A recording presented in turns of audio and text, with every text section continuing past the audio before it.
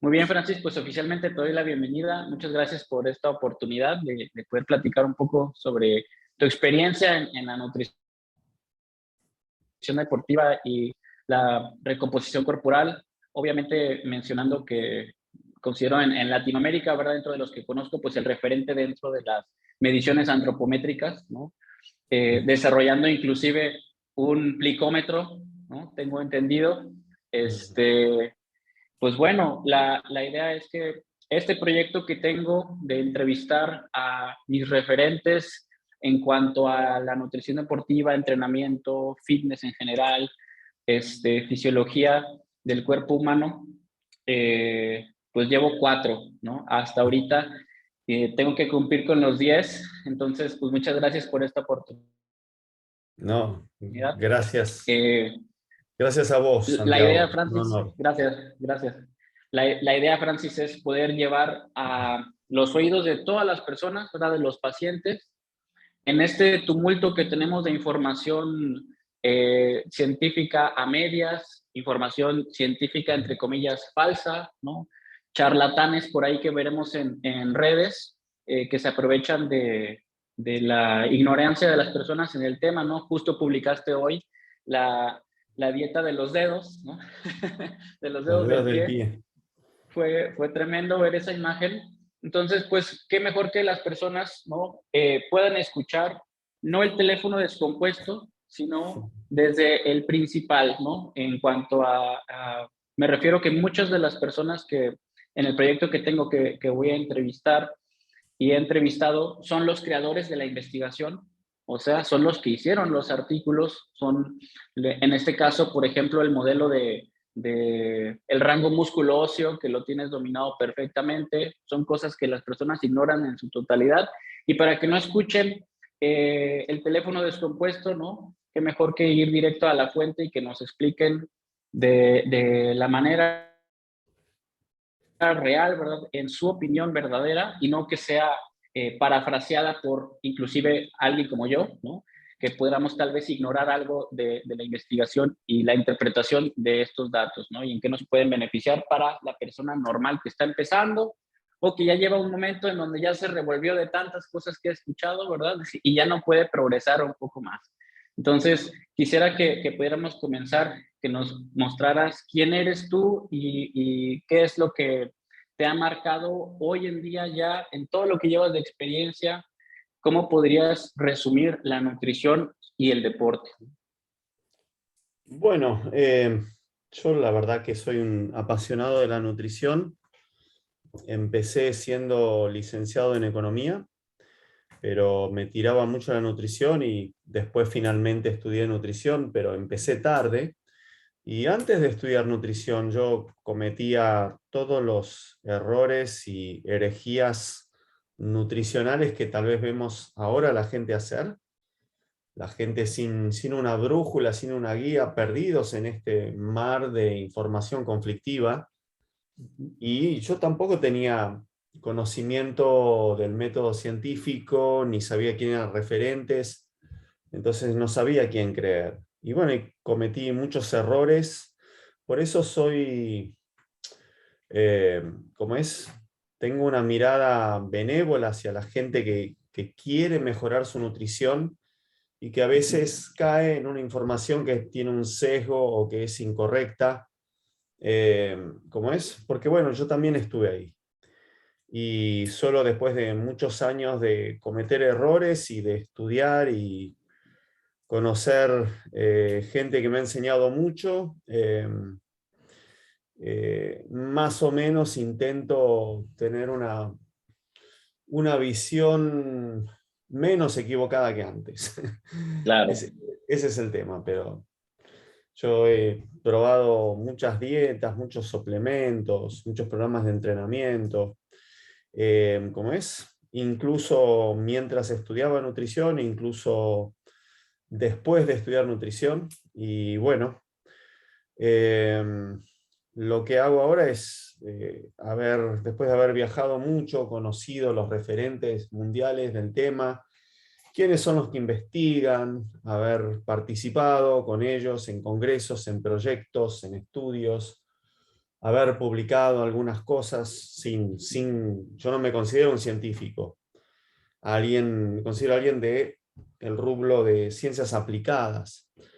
Pero bueno, de haber estudiado también estadística, metodología, la psicología de por qué la gente quiere creer ciertas cosas a pesar de su conocimiento, por qué hay eminencias como Linus Pauling, doble premio Nobel en química y luego de La Paz, que de repente escriben un libro totalmente equivocado, sin fundamento científico, como afirmar que 10.000 miligramos de vitamina C curaban el resfriado.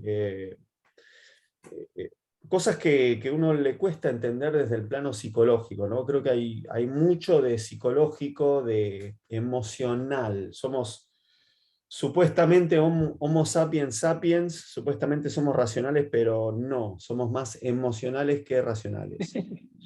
Y lo que he visto una y otra vez, y lo que mejor me explicó esto, es un entendimiento de las emociones, ¿verdad? Las 5 principales emociones que están en el sistema límbico: tristeza, alegría, miedo, enojo, ira y asco, ¿verdad? Eh, y bueno, y somos víctimas de estas cosas. Y hay personas que comunican información, que con o sin información, que tienen una gran capacidad para hacerlo y una gran capacidad para parecer creíbles. Y bueno, llevan a un público deseoso, tal vez analfabeto científicamente, y deseoso de encontrar una verdad, una Biblia, un gurú, como si esto fuese una religión, y caen víctimas de estas personas, de estos personajes, y estos personajes a veces son psicópatas, a veces son comerciantes, y a veces es gente que eh, genuinamente es ignorante, pero creen que están en lo cierto y tienen un gran poder de convocatoria, una gran convicción, hablan con una seguridad, que el científico serio siempre tiene que hablar en tono de duda. Entonces, eh, la gente cae por eso. Después hay otros que utilizan muy bien la emotividad, ¿no? El caso de contar una historia de que mi mamá padecía cáncer, le daban 3 meses de vida, crecí estas plantas en el jardín, las coseché y se las di y le salvé la vida y vivió 9 años más y hoy los encapsulo en este producto para Wow. todos ustedes. ¿Entiendes? Es un poco el tema. Sí, Y claro. después está toda la gente que quiere mejorar su estética corporal, por ejemplo, y bueno, puede haber un influencer que tiene una genética espectacular, sumado a uso de farmacología, y Ujú. dice que lo logró con tal dieta o tal tratamiento. Entonces, y sube fotos y la verdad que impresiona. Yo quiero eso. Claro. Entonces, si tiene esos abdominales, seguramente sabe lo que está haciendo, ¿verdad? Ujú, ujú. Entonces, bueno, hay un sinfín de falacias y elementos de lógica y de psicología que explican todo lo que está sucediendo en este metaverso o metauniverso de las redes sociales. No, es tremendo porque, como bien lo dices, la gente busca también identificarse con alguien que hace algo cercano a lo que a ellos les gusta, ¿no? Bien mencionábamos ya el resumen, hoy en día, y platico eso en consulta, que hoy en día la ciencia de la nutrición ya sabemos que se puede hacer de 1000 maneras cualquier objetivo, ¿no? Y que hablando, por ejemplo, de la pérdida de peso, pues con que existe el déficit calórico, con el apellido de la dieta famosa, es la clave, y algunos se identifican con que no tienen apetito por la mañana, ¿verdad? Y les presentaron el ayuno y esto es lo que cambió mi vida, ¿no? O sus Claro. preferencias alimentarias, como comer más grasoso y les encanta el queso, y pues esto es la mejor dieta, ¿no? Entonces, pues, esta parte psicológica no la había recapitulado, es tremendamente cierto. Y pues, pasando, ¿más a mencionar algo? ¿No? ¿Todo bien? ¿No? Pasando a un tema ya de un escenario en particular. Por ejemplo, justamente te me viniste a la mente ayer que tuve una consulta. Las personas cuando quieren estética, ¿verdad? Esperan subir masa muscular y perder grasa, ¿no? Y entonces, un tema que he mencionado, inclusive di clases un tiempo en la universidad, Ujú. y pues este objetivo de queremos subir masa muscular y perder grasa, ¿bajo qué método lo medimos, no? Y entonces, ¿cuánto puede uno aspirar a subir masa muscular relacionado a su composición corporal o específicamente a su densidad ósea, ¿no? Cuando alguien, o si alguien te llegó a pedir eso a ti, creo que tengo entendido que hoy no ejerces como nutriólogo personal, Francis. Ujú, correcto. Es, en algún tiempo que lo hiciste, ¿qué podías responder a esa Bueno, pregunta? cuando yo atendía hace más de 10 años, no estaban los papers científicos que documentaban que sí se podía aumentar músculo y bajar grasa al mismo tiempo, ¿no? Ujú. Lo veíamos como algo disociado en diferentes etapas. Ahora bien, ¿quién puede hacer eso al mismo tiempo? Una persona que está muy poco entrenada, un novato. Entonces, el novato aumenta de músculo rápidamente y pierde grasa rápidamente, por lo general, y puede en un principio hacer eso al mismo tiempo 1, 2 o 3 meses, pero Ok. dudo que después de 6 meses o un año de estar entrenando y comiendo bien, pueda hacer las dos cosas al mismo tiempo. Y el otro grupo que lo puede hacer es la gente que viene de una lesión. Por ejemplo, Mm, alguien que perdió músculo y aumentó de grasa por haber estado inmovilizado por, qué sé yo, una operación sí. de ligamentos cruzados. Ujú. Entonces, cuando regresa y normaliza su actividad, bueno, esa persona recupera el músculo muy rápido y pierde grasa al volver a entrenar y comer bien, y en ese escenario es posible.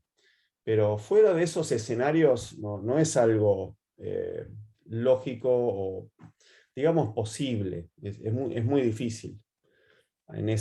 Después de esa mejoría inicial hay que priorizar un objetivo u otro, Ok. o aumento de músculo o bajo de grasa. ¿Sí? Como hace cualquier atleta o físico-culturista avanzado. ¿Sí? Ellos se ríen cuando uno le dice, no, hacer las dos cosas al mismo tiempo. Sí, claro. No, y hablando, por ejemplo, de un número en especial, Francis, o sea, kilos de masa muscular esquelética, ¿cuánto es lo que uno podría esperar en aumento? O hablando del rango músculo óseo, Bueno, llegando a este tope, ¿no? depende también, hay algo muy genético, se estudió la variabilidad en cuanto a la respuesta al aumento de masa muscular y fuerza con un mismo protocolo en unos miles de personas, y la variabilidad era muy, muy amplia, ¿sí? Por ejemplo, unos novatos que hacen 12 semanas de entrenamiento con sobrecarga, 3 veces por semana. La respuesta ha sido desde gente que no tuvo ninguna mejoría hasta gente que mejoró un 50%, con un promedio en un 22% de mejoría. Wow. Y también depende de la edad. Por ejemplo, si es un adolescente de 16, 17 años que terminó su pico de velocidad de crecimiento, aparece la testosterona, ya dejó de crecer hacia arriba, empieza a ensancharse, come bien y empieza a ir al gimnasio. Ese sujeto, y es masculino, ese sujeto puede aumentar 10 kilos el primer año. Eh, Tal vez 8, tal vez 12, pero en promedio, haciendo las cosas bien. El segundo año, con suerte, aumenta 5 o 6. El tercer año, con suerte, 2 o 3 kilos. Y el cuarto año, con suerte, mantiene la masa muscular lograda. ¿Sí? Ese es el tema. Entonces, ¿dónde nos ubicamos en ese continuum a partir de cuándo empezamos a entrenar, ¿sí? Por lo general, después de 4 años de entrenar y comer bien, muy difícil, cada kilo, 1 kilo en el año ya es un gran logro. Mejor dicho, un gran logro es mantener la masa muscular lograda. Ese ya es un gran logro. Encima agregar otro kilo, y son muy pocos los que lo pueden hacer o tienen la genética que lo puede hacer, ¿no? Ese es el tema. Entonces, podemos hablar de 1 kilo por mes al principio a 100 gramos por mes de masa muscular después de 4 años. Es muy variable. Y estamos hablando Esquelética. No, masa muscular, masa muscular.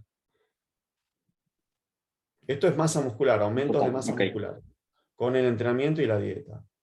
Y bueno, está la genética, la masa muscular, nosotros encontramos que está muy relacionada con el tamaño de los diámetros del esqueleto. Entonces, una persona con diámetros estrechos le va a costar muchísimo más. El típico que es bueno en el ectomorfo, el alto flaco que es bueno corriendo maratón y fondo, tiene más fibras lentas, le cuesta muchísimo muscular, pero le va muy bien cuando hay una carrera de 10 kilómetros, por ejemplo. Y viceversa, hay personas mucho más morrudas, más mesomorfas, con diámetros más grandes, con mucha más facilidad para aumentar la masa muscular. Y huesos cortos, ¿influye también el largo? Influye hasta cierto punto. Influye en lo que sería proporcionalidad. O sea, la tasa de incremento de masa muscular de una persona que mide 1,60 m va a ser muy diferente de aquella que mide 1,90 m. Entonces, y el aspecto también. O sea, si comparamos a Franco Columbo que competía con 90-91 kilos marcado, con Arnold Schwarzenegger, que competía con 103 kilos. O sea, hay 10 kilos de diferencia, o un poco más, o 100, no me acuerdo cuánto, 111, 10, 20 kilos de diferencia. Entonces, y eso no se ve tanto en las proporciones, porque cada uno tiene una masa muscular proporcional a su estatura, que es lo que determina también la longitud de cada hueso, ¿no? Ok. Y entonces, recapitulando, ¿cómo identificar a la persona en el continuum, ¿verdad? Desde que inició, porque llegará con nosotros tal vez a la mitad, al final, al Lo que se principio. puede hacer, lo que he desarrollado estos años, es una estimación, una hipótesis que estima el potencial de máximo crecimiento muscular con el índice músculo óseo. Así es. Vendrían a ser los kilos de músculo divididos los kilos de esqueleto. El esqueleto, esto medido con antropometría y con calculado con el fraccionamiento anatómico de 5 componentes. Entonces, usando este modelo de composición corporal, que se logra con 22 medidas antropométricas, hemos visto que el límite superior en hombres está cerca de 5,2 kilos de músculo por cada kilo de esqueleto, que el valor normal está en 4,2, o sea, una unidad menos, y el valor inferior en 3,8. Entonces, en este continuum que va desde 3,8, atravesando este 4,2 de promedio, hasta un extremo que es 5,2, donde se ubica ese sujeto y a qué distancia está del 5,2, podemos inferir cuántos kilos en teoría le quedan por aumentar o que tenga la posibilidad de aumentar. Lo que pasa es que hay excepciones a la regla y también hay diferencias étnicas. Por ejemplo, estoy trabajando mucho con afroamericanos y veo que los afroamericanos y africanos pueden perfectamente, naturalmente, ir hasta 5,5 de índice musculoso. Wow. ¿Sí? Y ¿cómo es? Bueno, y en damas este valor es alrededor de 4,5, el límite superior, ¿no? Entonces, bueno, utilizando esta herramienta básica y rústica, podemos tener una estimación de dónde se ubica el sujeto en este continuum de potencial de incremento de masa muscular a partir del tamaño de su esqueleto. Y esto, Francis, por ejemplo, me tocó en la universidad dar la materia de antropometría. Obviamente que no es el curso Isaac, ¿verdad? Pero hablando del error de medición, ¿qué tanto uno puede entorpecer este rango de índice musculoso? Y totalmente, lo puede arruinar totalmente. ¿Sí? O sea, sí he visto errores muy típicos, por ejemplo, olvidarse de intentar calcular todo y hay una medida que está ya sentada sobre un cajón de 50 centímetros, Ajá. por ejemplo, Ujú. y hay mucha gente que se olvida de restar la altura del cajón y coloca 141 centímetros en vez de 91, por ejemplo, Ok. y ahí sale todo mal. O, o ese es un error típico. Después hay muchas fuentes de error que hay que tener cuidado, ¿no? Hay que ser cuidadosos, si no, no funciona.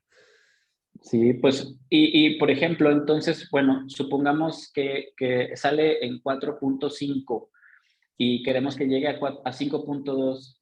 ¿Es Ujú. garantizado que puede lograr llegar al 5.2?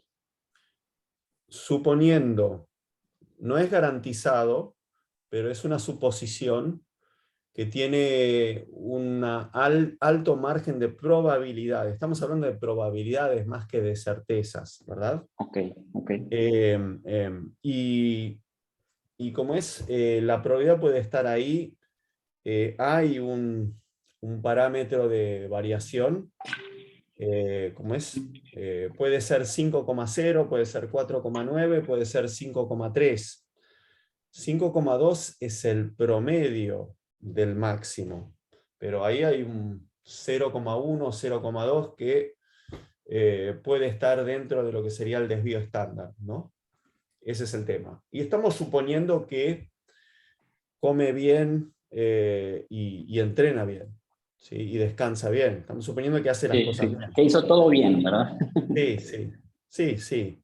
Sí. Eh, Pero el otro día platicaba con sin Ariel. farmacología, ¿no? Con Exacto, exacto. farmacología se excede ese límite superior. A eso iba. Platicaba con Ariel Couseiro que hablábamos del entrenamiento, ¿verdad? Y que obviamente pues el gimnasio típico es un desastre, ¿no? Están jugando con los pesos en lugar de tener un entrenamiento formal, ¿no? Entonces, eso puede hacer que la esperanza de llegar al Y sí, 5.2 pues nunca se dé, ¿no? exactamente, o si no come suficiente, o si está intentando quemar grasa al mismo tiempo que quiere llegar al 5,2 y no lo va a lograr. Se autosabotea, ¿no? Y sí, es un autosabotaje, ¿cómo es? Quema la vela de las dos puntas, ¿no? Entonces termina sin la marcación que deseaba y sin el músculo que deseaba. O sea, ¿por qué? Y porque son metas contrapuestas cuando más cerca se está de los límites de composición corporal, tanto de el techo de desarrollo muscular como el piso de mínima grasa corporal. Entonces, en esas instancias se tienen que duplicar los esfuerzos para lograrlo, nutricionales y de ejercicio, cuando uno está muy cerca de los límites, y uno no puede darse el lujo de tener metas contrapuestas en esas instancias, ¿no? Ese es el tema. Es como querer ser el mejor maratonista y el mejor levantador de pesas al mismo tiempo. Claro. Ese es el tema. Qué buen ejemplo, qué buen ejemplo. Ahora, pregunta incómoda, Francis. Siempre te he querido preguntar esto, hablando del índice músculo óseo. Ajá. Por ahí escuché, ¿no? En el curso Isaac, hace algunos años que mencioné, que esto es una manera de localizar un doping con un atleta que tiene más del 5.2. ¿Por qué crees que no se desarrolle esta estrategia como una método antidoping? Bueno, porque para empezar hay que tener mucho cuidado cuando uno dice algo así. Y, por ejemplo, Hay personas que pueden estar debajo de un 4,9 y sin embargo están usando esteroides, pero fueron de un 4,4 a 4,8. Okay. Entonces, o sea, no, este está limpio, y no, creció, creció también con esteroides, pero sin llegar a ese máximo. Y después hay otros que por su genética pueden estar en, qué sé yo, 5,4, y que es un outlier, un fuera de serie, y no está tomando. Entonces, no podemos usar esta prueba, que se llama una prueba blanda. Hay pruebas duras y pruebas blandas. Una prueba dura sería un análisis de sangre o un análisis de orina, por ejemplo. Entonces, no podemos estar afirmando cosas, podemos sospechar, ¿está bien? Pero tampoco se han hecho los estudios. Por ejemplo, otro caso, una analogía puede ser el perímetro abdominal y el colesterol elevado, o riesgo de enfermedades metabólicas. Bueno, ahí se hicieron estudios, muchos estudios, con miles de personas, y pusieron un punto de corte, 102 centímetros o más en hombres y 88 centímetros o más en damas. Pero esos datos estaban cotejados, correlacionados, cruzados con datos clínicos duros, una medición del colesterol, de la tensión arterial, de la resistencia a la insulina, etcétera, etcétera. Acá nadie hizo un estudio cotejando uso de esteroides e índice músculo óseo. ¿Está bien? Es una experiencia empírica que hemos observado con las excepciones a la regla. ¿Está bien? Okay. O sea, sí lo has querido buscar, sí lo has pensado en los datos que tienes. Sí, sí, o sea,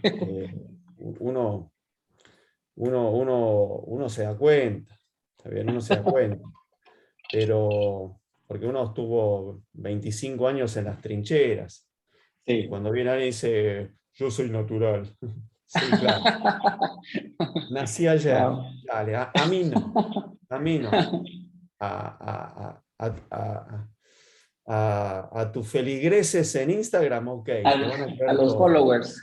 Sí, vendeles tus Sí, brain claro. chain, tu glutamina, pero a mí no. ¿Tá? Yo estuve ahí, yo sé lo que es. ¿Se Perfecto. entiende? Claro. Entonces, pero bueno, también es un tema delicado. Yo no estoy en contra de que alguien use esteroides porque Claro. elige usarlos y para su estética personal. Yo estoy en contra si es que tiene que competir contra otros y ahí está prohibido, o si promociona algo natural, eh, publicitando sus logros, cuando en realidad fueron hechos con otra cosa. O sea, Claro.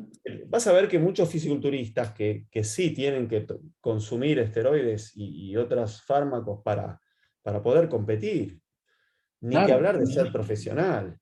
Entonces, ellos lo tienen que hacer, y ellos no están todo el día diciendo en redes, yo soy natural, lo logré solo con esta dieta, con aminoácidos. Se callan, ya se sabe. ¿Está Sí, bien? Y es no se obvio. pregunta, no se pregunta porque hay un tema legal que puede comprometerlos a ellos. ¿Se Claro. entiende? Además también una sanción social. ¿Está Claro. bien? Por ejemplo, si la mujer toma un esteroide que se llama anticonceptivo, eh, nadie pone el grito en el cielo, pero está tomando esteroides. Así ¿Está es. bien? Entonces, pero si un hombre toma esteroides, no, eso está mal. ¿Se entiende? Si alguien se hace una cirugía estética, está en su derecho. ¿Involucra riesgo? Sí, es un riesgo. ¿Involucra un riesgo el uso de esteroides? Y sí, es algo que no es saludable, ¿está bien? En la mayoría de los casos. Entonces, qué sé yo no soy un filósofo, un experto en ética, Sí. ¿verdad? Hay gente que fuma y toma whisky y toma alcohol y fuma marihuana. Hubo un experto en esteroides que se llamaba Dan Duchaine, y Ujú, escribió varios libros al respecto, y él hacía autoexperimentación con él y sus amigos. ujú. Y hay una frase que él escribió que me quedó siempre. Esa frase era, whatever eases the pain. O sea, Claro. lo que sea que te alivie el dolor. Ujú, ujú, ujú, ujú. Es Entonces, correcto. el dolor psicológico, el dolor físico, lo que sea. ¿Está bien? Y bueno, hay algunas personas que el uso de esteroides les alivia, tal vez les alivia su dolor interno de lo que están viviendo, o de sentirse inadecuados o querer ser más de lo que su genética permite. ¿Se entiende? Claro. Ese es el tema. No es algo que yo no estoy haciendo una apología ni recomendándolo, sino estoy tratando de correrme de ese espacio de hipocresía, ¿está bien? Mm, Respecto a quienes eligen usar eso. claro. Ahora, Francis, en cuanto ya sabemos qué podemos esperar de nuestro aumento de masa muscular, existe esta polémica de, por ejemplo, pues he tenido algunos alumnos que salen de la carrera y, profesor, ¿qué me puede recomendar en cuanto a una báscula para evaluar a mis pacientes? O si utilizo antropometría, la bioimpedancia tiene estos diferentes amperajes, solamente tomar medidas de circunferencias, ¿no? ¿Cuál crees que sería un método real que podemos aplicar en cualquier persona que quiere saber su composición corporal? Bueno, hay, hay una cuestión de fondo económica muy importante ahí. Sí, sí. Por lo general, el alumno que acaba de terminar la facultad no es alguien que tiene muchos recursos económicos. Ujú. No creo que disponga en su mayoría de $100.000 para comprar una máquina de DEXA. Un DEXA, sí. Ujú. Claro, sería lindo tener un DEXA, pero bueno. O puede tercerizar el servicio de DEXA, por ejemplo, ¿no? Ujú, Con ujú. alta tecnología. Entonces, a diferencia de eso y de lo que implica desde lo económico y desde lo práctico, lo logístico, es difícil transportar una máquina de DEXA al vestuario de un club de fútbol, después al de vuelta al consultorio, etcétera, etcétera. No es Sí. algo práctico. Entonces, lo más fácil son dos aspectos: estas máquinas o Ujú. básculas de bioimpedancia, que son económicas, cuestan $100 o menos, o un calibre plástico y una cinta de también menos de $50, por ejemplo.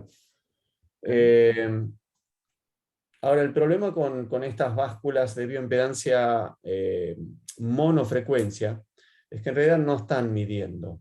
Lo que tienen dentro de ellas es un software que estima el porcentaje graso más probable según los datos que uno carga.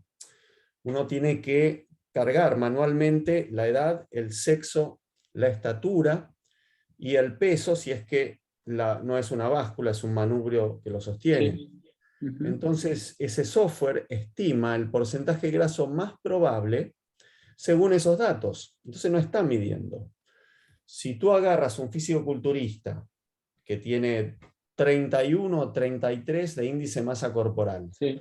si 1,75 m y 105 kilos, y está todo marcado, Ujú. y le haces un análisis con esos aparatos de bioimpedancia, te va a dar que tiene un 20% de grasa, cuando en realidad tiene un 5 o 6%. Claro.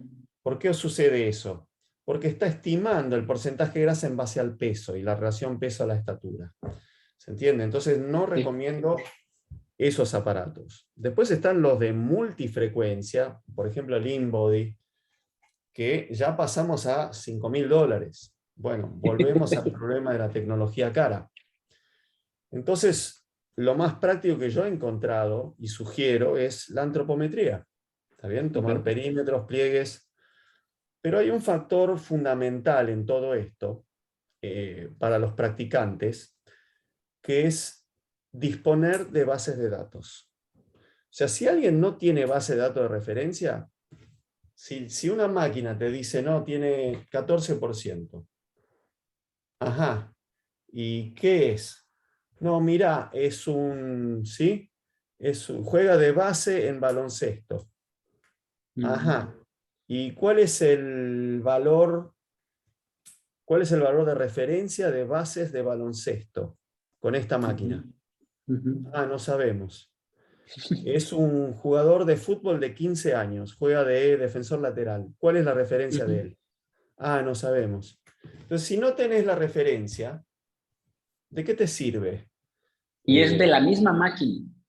Sí, Sí. necesitas Sí. referencias. En cambio, con antropometría tenemos más de 50 años de referencias, de suma de pliegues, de porcentajes grasos, kilos de músculo, diámetros. ¿Se entiende? Sí. Entonces, una gran ventaja de la antropometría es que disponemos de referencias pertinentes, tanto de población normal como específica, como de tablas pediátricas, como estratificados por puesto de juego, como es para la mayoría de los deportes, actividades, ¿sí? Y eso es algo que mucha gente no entiende. Dice, ah, no, salió este software, mido acá, mido la grasa, ¿sí? Sí, sí lo he visto. Interesante. Algún día llegaremos a que estos métodos funcionen bien, que sean económicos y funcionen bien, y no haya que hacer todo el protocolo para medir bien, ¿no? La antropometría, que requiere trabajo. Después, bueno, hay personas que son vagas, es así. Hay personas que no quieren trabajar, Sí, no sí, quieren sí. pensar, no quieren trabajar, quieren una máquina que les diga todo, listo. Y después un software que les da la dieta. Chao, listo. ¿Se entiende? Exacto. Pues generalmente uno tiene esa duda porque vemos en los resultados el paciente dice, ¿verdad? Y obviamente que aquí es suponiendo que el paciente hizo las cosas bien, dice que cumplió con el plan de alimentación, hizo la actividad, caminó 10,000 pasos al día, etcétera. Y entonces viene la siguiente cita y sale con más porcentaje de grasa, inclusive con un menor peso, ¿no? Y entonces los nutriólogos le cortan las calorías todavía más, ¿no? Diciendo que pues, el paciente perdió músculo y aumentó grasa, Claro, depende qué método está eso es lo que usando. reporta el software, ¿no? Sí, si está usando el 5 componentes, bueno, hay que aprender a usar el 5 componentes. El 5 No, componentes, bueno, en bioimpedancia. lo que pasa es que la bioimpedancia tiene una variabilidad tan grande, hay algo en el cuerpo humano que se llaman artifacts, que son artefactos, que son sustancias dentro del cuerpo humano que interfieren con el flujo de una corriente que supuestamente está midiendo cómo es la resistencia en ohms al flujo de esta corriente, y eso determinaría, en teoría, la cantidad de agua corporal que alguien tiene. Pero no es así en todas las personas. Y hay personas que te da todo al revés. Después hay bastante, claro, hay personas que están muy bien y tengo documentación de eso. Hay personas que están súper bien con un 7-8% de grasa y la máquina de $5.000 le dijo 17%. Sí. Y hay otros que viceversa. Entonces, hay errores. La antropometría también tiene errores. Hay personas que tienen pliegues muy blandos y otros que son muy duros. Si son muy duros, vamos a sobreestimar. Y hay personas que directamente ni le podés tomar un pliegue. Entonces, ningún método es libre de error. Pero si voy a pagar $5.000 por Debería de información que me puede funcionar, ¿no? dar un calibre plástico de $20 o $15, y qué sé yo. Totalmente. Ahora, después Wow. hay otros aspectos de marketing. Hay gente que se impresiona con la tecnología. Exacto. Entonces, ¿sí? Puede ser un elemento de mejorar las ventas. O sea, Sí, yo un lo argumento de entiendo. venta. Claro, yo lo entiendo, ¿sí? No es lo mismo ir a un consultorio que tiene un aparato sofisticado, tecnológico, que da un printout lindísimo, ¿verdad? Que parece que estás en la NASA, a que Ajá. tú que sacar la estés, cinta. tú estés ahí con una cinta de costurera, Sí. ¿sí? Midiendo Sí. la panza y con un pellizcador pellizcándole Sí. los pliegues. ¿Se entiende? ¿No? Y que puede ser invasivo también. La Puede ser persona no invasivo quiere también. Hay que gente que te no le acerques. gusta que, claro, hay gente que no le gusta que lo toquen. Sí. ¿Está bien? ¿Se entiende? Súper, Sí. claro. Todo tiene alcances y limitaciones. Pero Entonces, sí, dentro de analizando todos los alcances y limitaciones, lo que más resultados da es la antropometría. antropometría. Es más Claro. constante.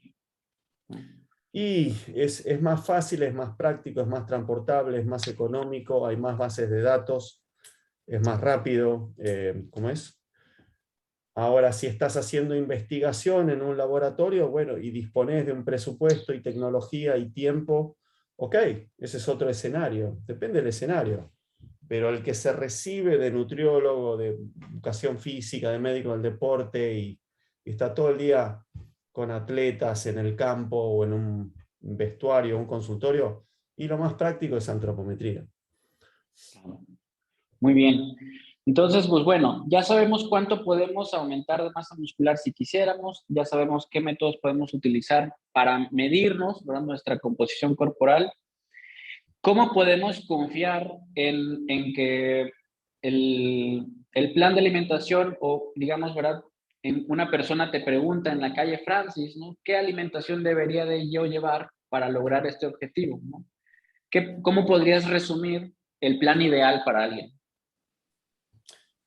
Me parece que el tipo de alimentos es algo bastante secundario. Okay. O sea, si quiere bajar, tiene que haber un déficit de calorías. Ese déficit tiene que ser moderado porque si es agudo, es muy pronunciado. Por ejemplo, tiene un déficit de, qué sé yo, 1200 calorías por día de déficit. Que yo, supongamos que necesita 2500 y está comiendo 1300. Sí. Eso es muy severo y bueno, seguramente pierde músculo y pasa tanto hambre que a las 3 semanas tiene un atracón y un efecto rebote. No es algo duradero. ¿Se entiende? Entonces un déficit moderado de 300 a 500 calorías ayuda en el largo plazo, ¿no? Pero lo principal me parece es trabajar sobre generar un hábito. Yo creo que ahí es donde fracasamos en el ámbito de nutrición, la mayoría, porque creemos que con cierta combinación de macronutrientes o con solo dar más proteína que genera más saciedad y recortar los hidratos o las grasas, cualquiera de los dos funciona Sí. recortando. Esas son cosas básicas, ¿no? O creen que salteando una comida o el desayuno. El tema es comer un poco menos, ¿sí?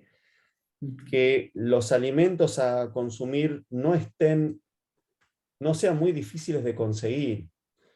Por ejemplo, hay un nutriólogo acá que el plan de alimentación tiene 17 hojas de un PDF, 17, y después los alimentos que tiene que conseguir son muy difíciles de encontrar.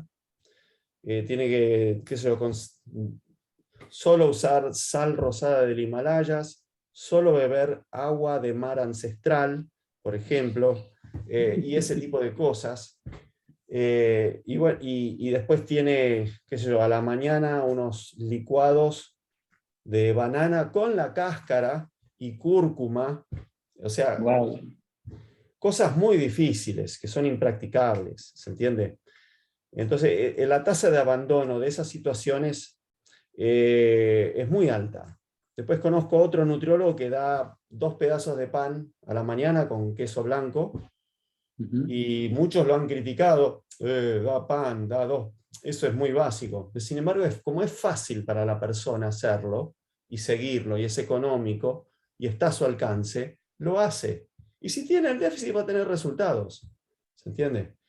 El tema es entrenar, o sea, si la gente tiene un sobrepeso, muchas veces no se debe tanto, bueno, está bien, pudo haber abusado de ultraprocesados, comer comida chatarra todo el día, o no hacer ejercicio, ok, está bien.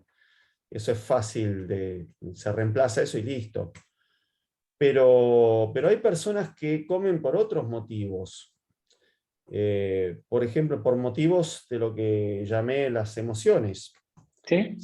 Se siente solo, deprimido, triste y come. Ujú. Está alegre en un grupo social ¿Y y cómo? come inerciado por los hábitos de todo el grupo, por ejemplo. ¿Se entiende? Hay Ujú. gente que es sonámbulo y come de noche sin darse cuenta. Está documentado.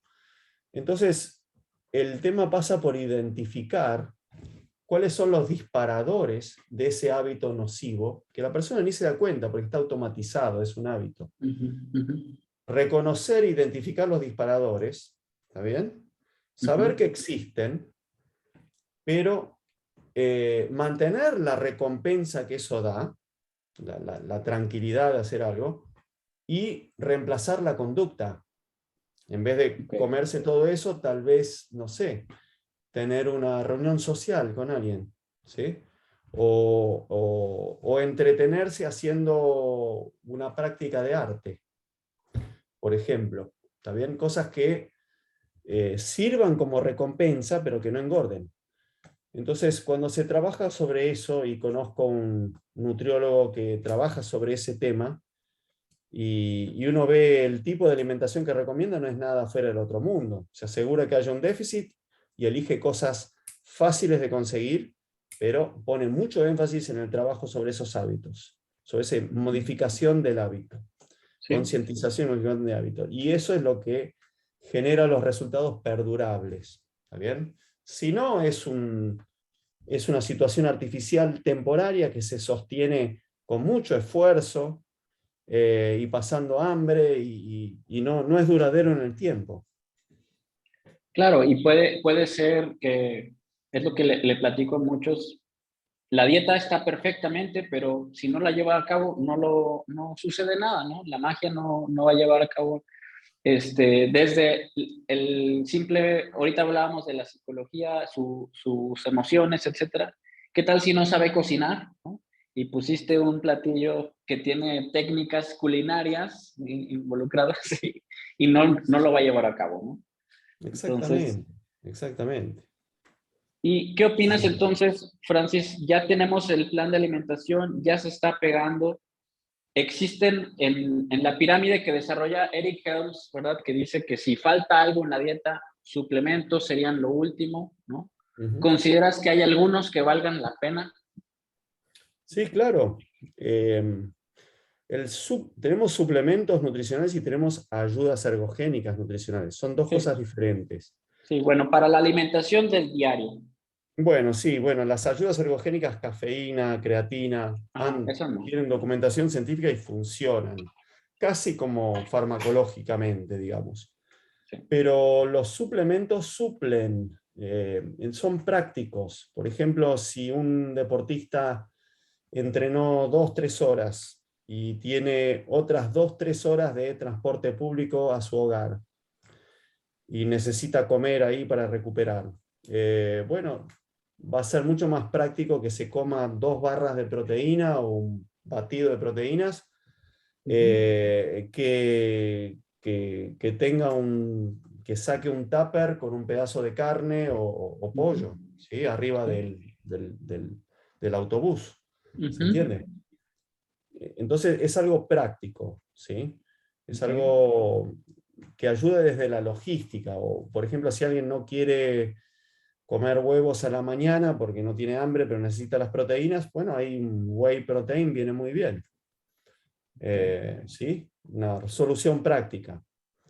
Pero no es Y que sea mejor que la comida, es un suplemento, suple esa carencia por algún motivo de logística, por lo general. Y en ese sentido es y práctico. Después, bueno, hablando de vitaminas o minerales. y vitaminas y minerales es difícil que alguien en el occidente, en siglo XXI, tenga una carencia. O sea, yo no veo atletas o recreacionales con escorbuto, con beriberi, ¿sí? Con, qué sé yo, ¿sí? Bocio. Bocio, ¿está bien? ¿Se entiende? Hoy por hoy llegar a eso es muy difícil, muy difícil.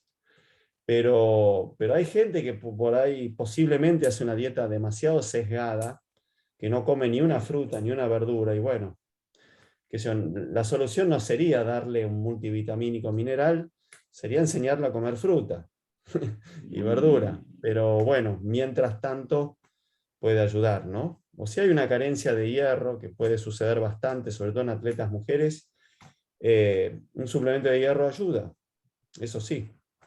O no tiene acceso a luz solar y bueno, la vitamina D puede ayudar.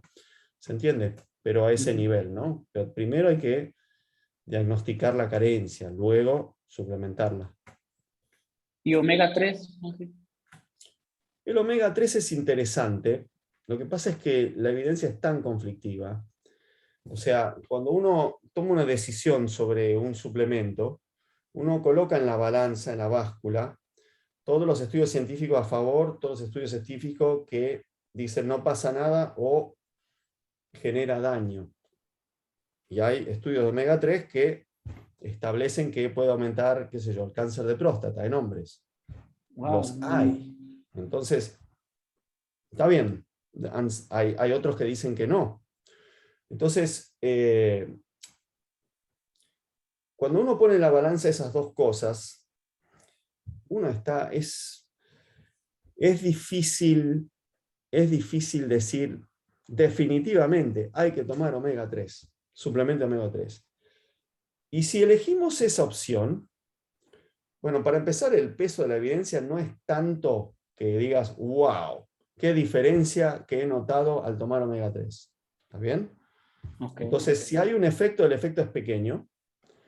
Y lo mejor es conseguir los alimentos. Pero hay otro problema con los suplementos omega 3, que la mayoría, y esto es un estudio de Estados Unidos, la mayoría no tiene en las cápsulas el contenido de omega 3 que dice el rótulo. Okay. Entonces, ¿quién sabe lo que está tomando uno? ¿Entiende? Ese es otro problema. Sé que hay Ese es una certificación de International Fish Oil Standards que certifica al suplemento como pureza para consumo humano, ¿no? Pero no había escuchado Mira, en Estados Unidos el control cae sobre el FDA, el Food and Drug Administration, el cual no tiene los recursos humanos ni financieros para evaluar todos los suplementos que existen, por ejemplo, en el mercado americano. Con suerte evalúa el 15% de ellos. Entonces, siempre está corriendo detrás. ¿Qué quiere decir con esto? Que empieza a investigar un suplemento una vez que se empiezan a acumular casos, ¿cómo es? Una gran cantidad de casos de daño, de perjuicios, a partir de la información de las salas de emergencia. Entonces recién ahí investiga el suplemento, ¿sí? Y las leyes que han sido modificadas en 1994 permiten que tú fabriques un suplemento, sobre todo en el estado si está registrado en el estado de Utah, cuya legislación permite que puedes hacer cualquier suplemento, venderlo, y no tenés que demostrar su seguridad o su efectividad. Entonces, es muy difícil saber. De hecho, la contaminación de suplementos es tan grande que empezaron a aparecer organismos privados con dinero de contribuyentes privados. ¿Cómo puede ser, cómo se llama este laboratorio de Estados Unidos? Yo suscribí un año, $25 por año, Consumer Lab. Consumer Lab, Okay. y hay otros, hay 2 o 3 otros, que ¿qué hacen? Ellos, de una manera privada, toman el producto, lo analizan, gastan dinero analizándolo, para verificar que el contenido se corresponde con el del rótulo. Y hacen un newsletter semanal de eso, Y ustedes no tendrían, no van a tener idea de la cantidad de suplementos. Y ellos no están analizando todos los que hay. Analizan Wow. una minoría. Pero la cantidad de lo que analizan, la cantidad que no se corresponde con lo que dice el rotulado es impresionante. Entonces, elegir, qué sé yo, suplementar omega 3. Y, o Wow. sea, que alguien me garantice su pureza y su contenido. ¿Está bien? Para empezar. Ese es el tema. Mientras tanto, prefiero comer nueces, semillas, pescado de Salmón. agua fría. Prefiero obtenerlo de otras fuentes, ¿no? Muy bien. Qué interesante, qué interesante. Eso es un súper dato. No he conocido a nadie, ¿verdad? Ni por ahí, ni en algún video o información que haya mencionado este. Es genial. Eh, entonces ya llegamos a la parte final de la creación del suplemento, ¿verdad? Ya sé cuánto puedo aspirar a aumentar mi masa muscular en cierto caso. Ya sé cómo me puedo medir de mejor manera. Hay planes de alimentación que con que esté el déficit calórico o el superávit calórico, y si me faltó algo en la alimentación, tengo que regresar a corregir mi alimentación, ¿no? Antes de querer agregar algún producto, me Sí, falta algo en la alimentación.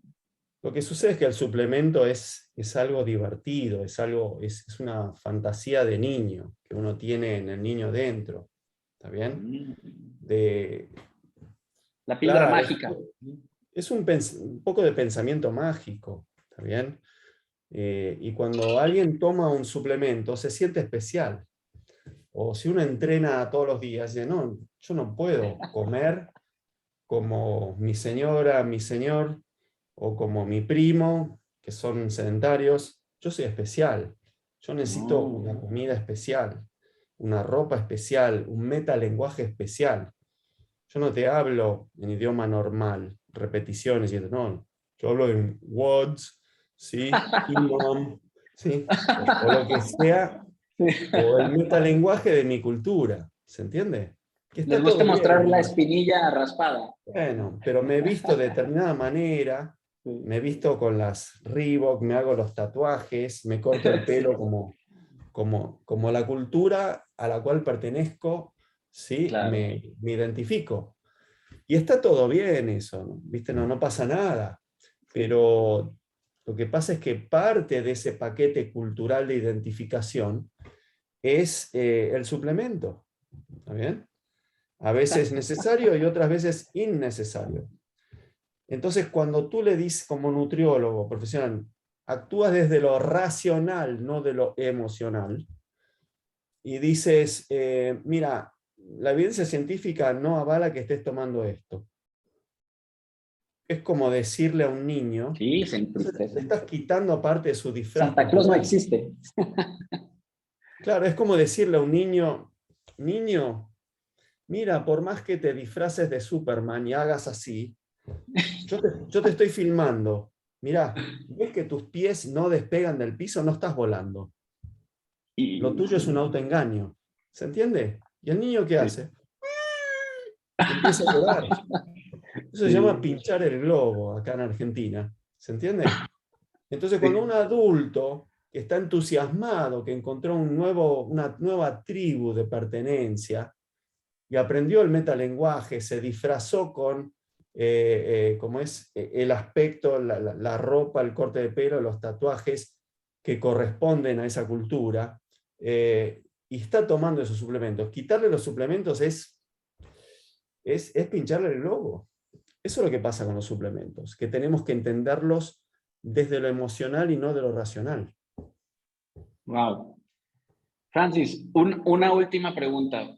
¿Cómo no? Platicaba con Bill Campbell, que era pues la última investigación que realizó fue sobre dieta flexible, ¿no? Eh, Te resumo el resultado. Fueron 10 semanas de dieta flexible en dos grupos. Solo un grupo hizo dieta flexible, el otro hizo dieta tradicional para pérdida de grasa, déficit calórico en los dos. Y a las 10 semanas los dos pierden la misma cantidad de grasa en promedio. Eh, y se evaluaron 10 semanas más en qué pasó con el grupo después de terminar la dieta.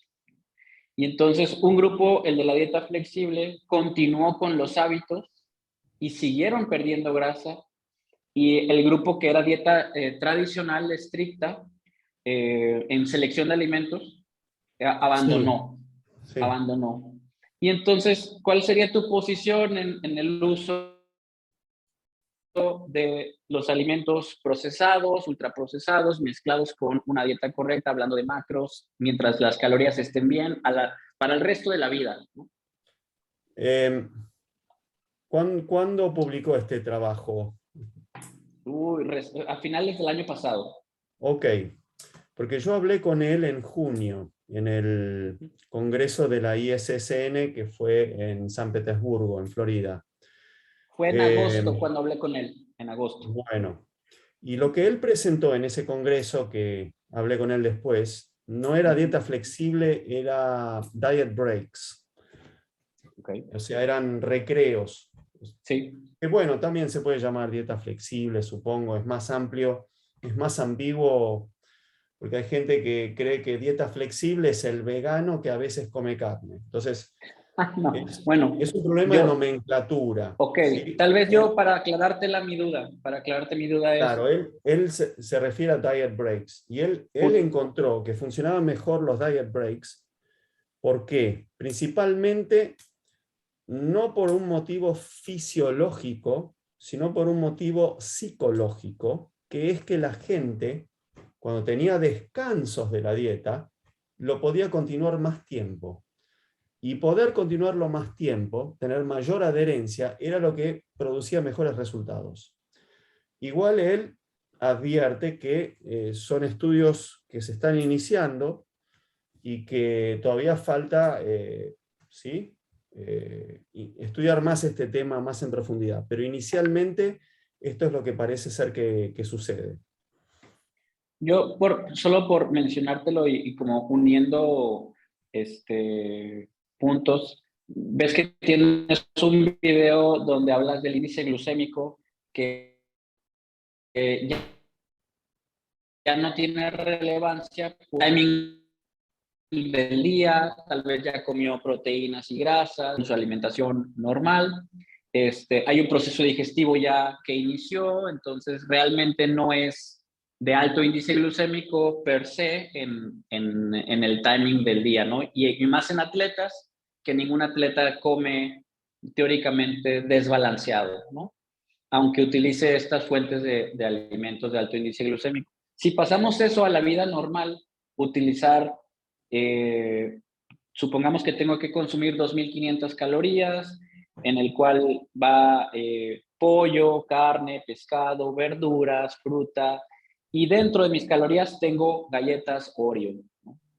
Entonces, a eso me refería, que la postura de la dieta tiene este lugar para ellos, para estos Bueno, alimentos, ¿no? ese es un tema un poquito diferente que abordó muy bien Alan Aragon hace unos años. Es Uh-huh. el if it fits your macros. Uh-huh. ¿Ah? El Uh-huh. concepto de si encaja dentro de tu Sí, déficit calórico y macronutrientes. Entonces, si es así, si encaja dentro de tu déficit calórico y tus macronutrientes, y no es toda la alimentación, galletitas Oreos y claro. ultraprocesados, sino un poco, que no hay Uh-huh. problema. Y coincido con eso, es así, es verdad. Hay lugar para comer cosas no perfectas, digamos. ¿Está Claro. bien? Eh, pero sí, hay lugar para eso. Se puede perfectamente, no tiene por qué ser estrictamente, ¿no? Correcto, Perfecto. coincido. Genial. Y pues la idea es que esta información pueda llegar a la persona normal, ¿no? Que no tiene idea de qué hacer. Ahorita, pues mencionábamos de algunos profesionales que tienen sus métodos de trabajo, ¿no? Entonces, ojalá que pudiera las personas darse cuenta de que sí hay gente que tiene lo más correcto en la estrategia para ofrecerle a alguien que quiere cambiar su vida en ese aspecto, ¿no? me encanta esta parte psicológica porque estaba fuera de mi nivel en lo que pensé que íbamos a platicar, ¿verdad? Es que es muy Ignoraba simple, totalmente eso. es muy simple. Desde la nutrición sabemos perfectamente cómo hacer que alguien baje de Sí. peso. Desde la actividad física sabemos perfectamente cómo hacer para que alguien queme esas calorías. Son leyes de termodinámica. Entonces, ¿por qué no funciona? Porque hay una tasa de fracaso del 95% de las dietas.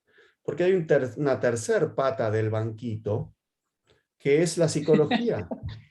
Si ignoramos la parte psicológica, la emocional y todo, las razones por las cuales comemos, y los efectos que a su vez esa comida hacen sobre, qué sé yo, serotonina y diferentes hormonas y Neurotransmisores.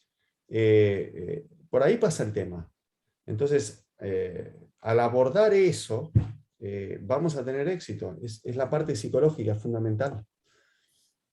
Y como nutriólogos, Francis, ¿crees que deberíamos entonces de prepararnos un poco en ese aspecto o debidamente referir o invitar al grupo de tratamiento al psicólogo? Tenemos que trabajar con psicólogos para casos más extremos, un desorden de alimentación o algo. Pero nosotros tenemos que tener suficiente conocimiento de modificación de hábitos ¿cómo es? Y de psicología para entender esto.